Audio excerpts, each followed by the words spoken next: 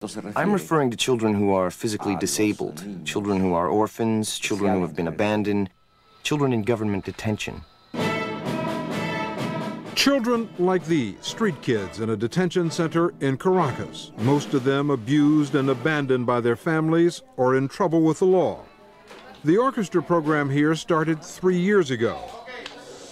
Lenar, a 17-year-old with a violent criminal background and the scars to prove it, was one of the first to join, although in the beginning, he didn't believe the program was for real. I thought it was a lie. Why? ¿Por qué? Because I never thought that they would trust me with an instrument. I figured they thought I would steal it. But he didn't have to. The orchestra gave him a clarinet. Tell me what it was like the first time you picked it up to play it. It's completely different than when you hold a gun. There's no fear.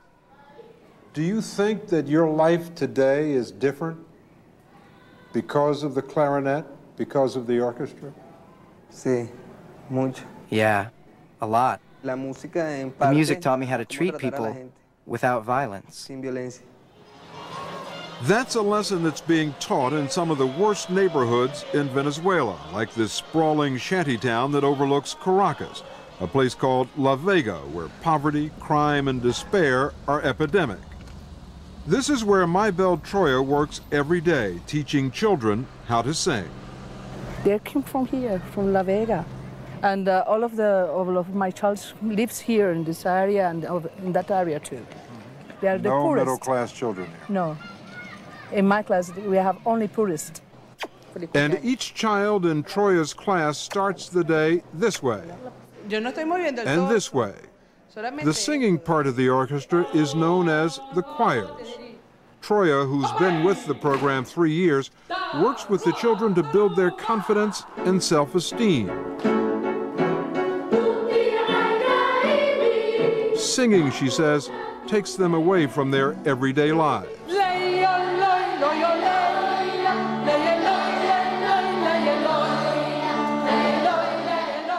You know, music doesn't change the conditions, the physical conditions that we see here.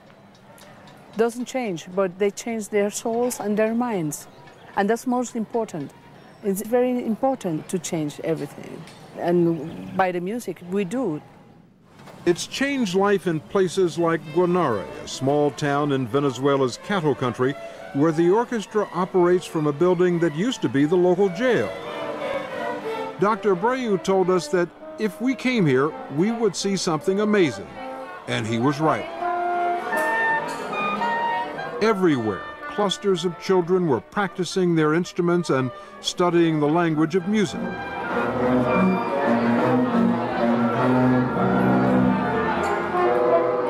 Every space in the courtyard was being used as each section of the orchestra practiced at the same time in the same place.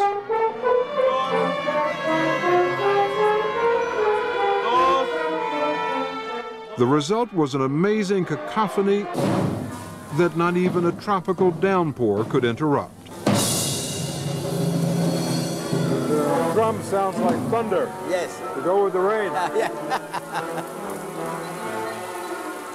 I've heard you say several times that the orchestra is a vehicle of social change. How has it changed this town? It encourages families with children in the program to expect the best from them. This orchestra is the soul of this town. It is the spirit of the town. The National Youth Orchestra has been described as the soul and spirit of Venezuela. The night we heard them, their performance included Wagner, Tchaikovsky, and Mahler. But the crowd favorite was Malambo, a South American work that's become the orchestra's signature.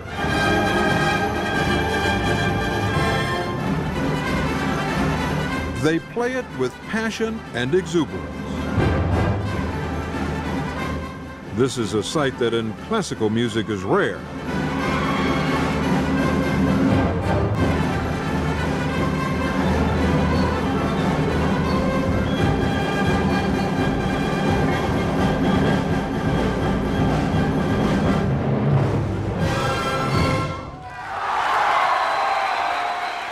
More than 200,000 Venezuelans have passed through Dr. Abreu's orchestra program.